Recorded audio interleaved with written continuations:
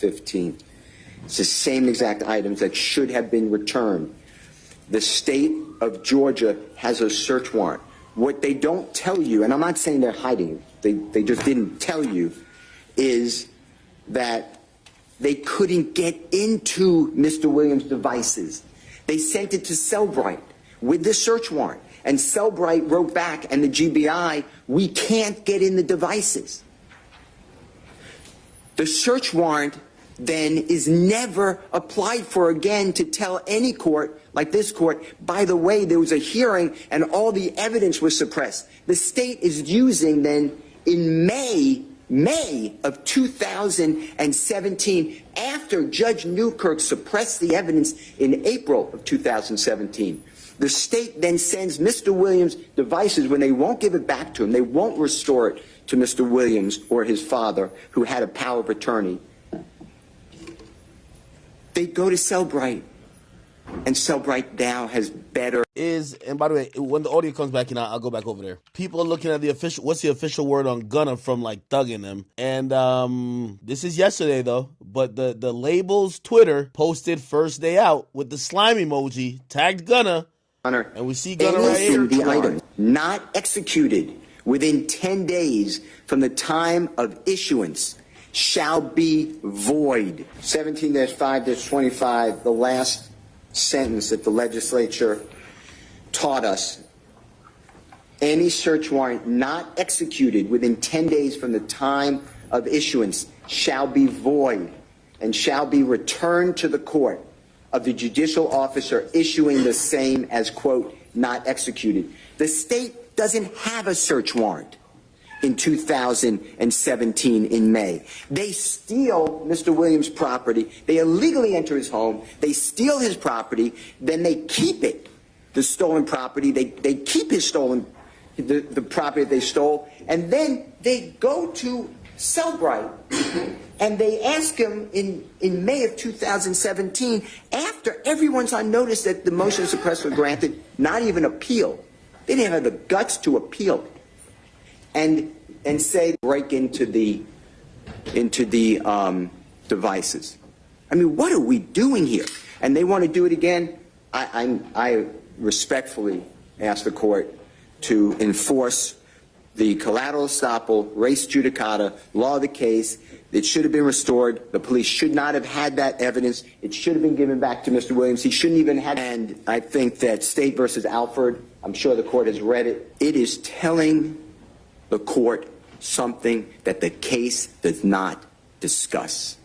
It is just not even arguable that that case matters to this. They had additional reason to go into the home, into the car in Alford. They had the automobile exception.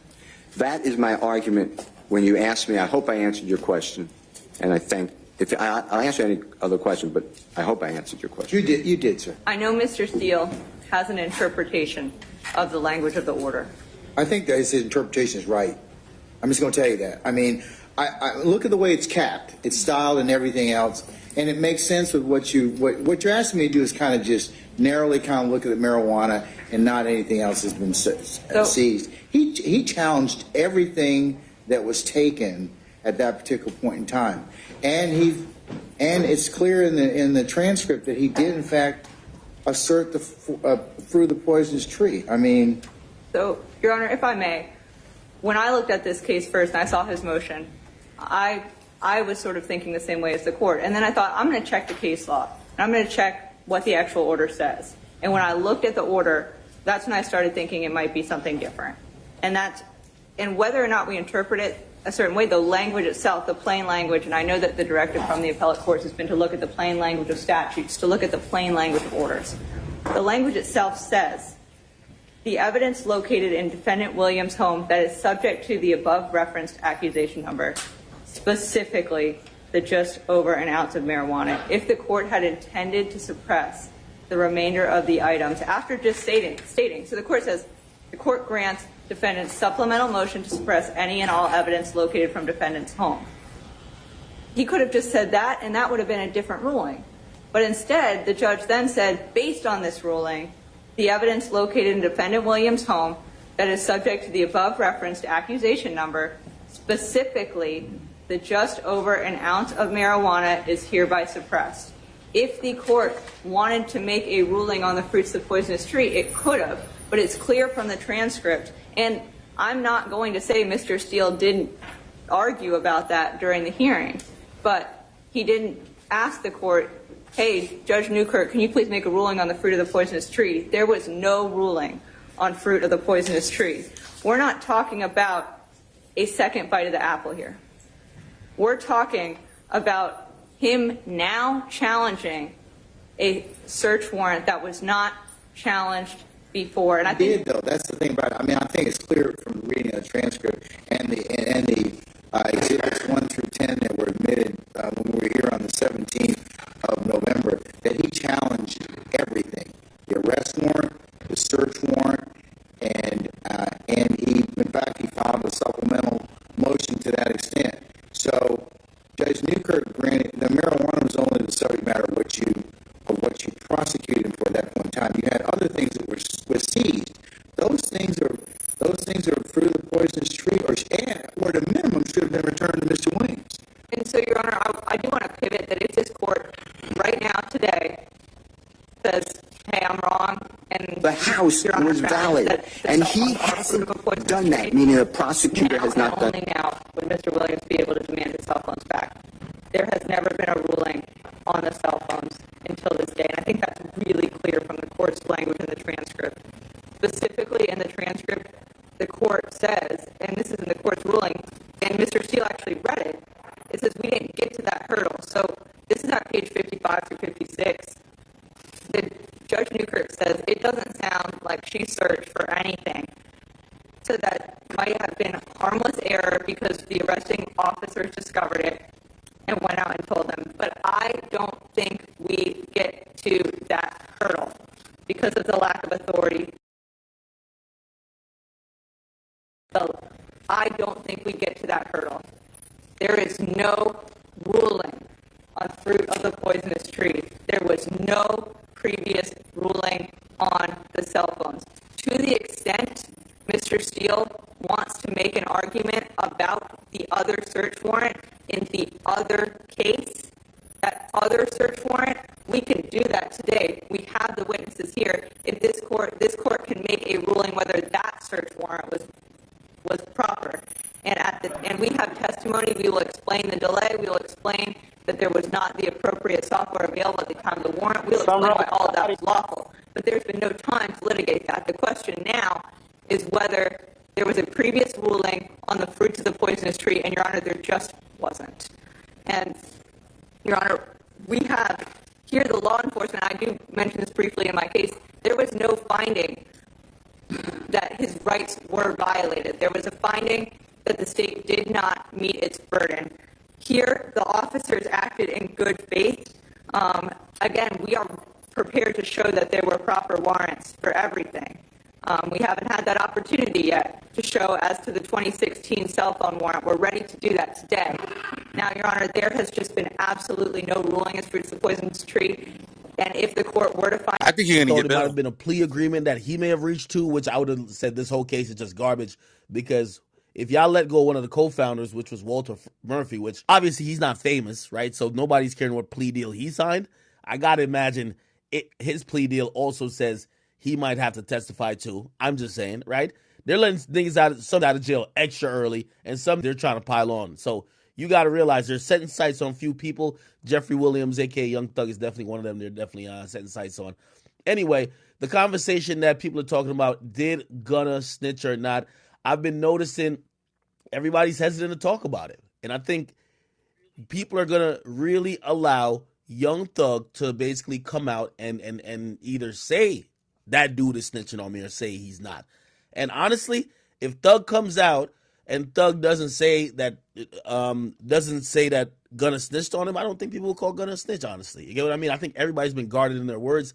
I seen Meek Mill yesterday tweet out, yo, welcome back, Gunna. You ain't deserve to be there.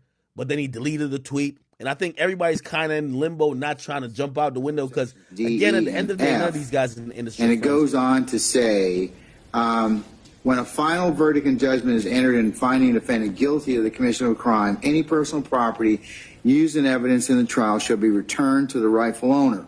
All personal property in the custody of a law enforcement agency, including personal property used as evidence in a criminal trial, which is unclaimed after a period of 90 days following its seizure or following a final verdict and judgment in the case of property used as evidence, which is no longer needed in a criminal investigation or for evidentiary purposes in accordance with 17-5-55 or 56 shall be subject to disposition by a law enforcement agency.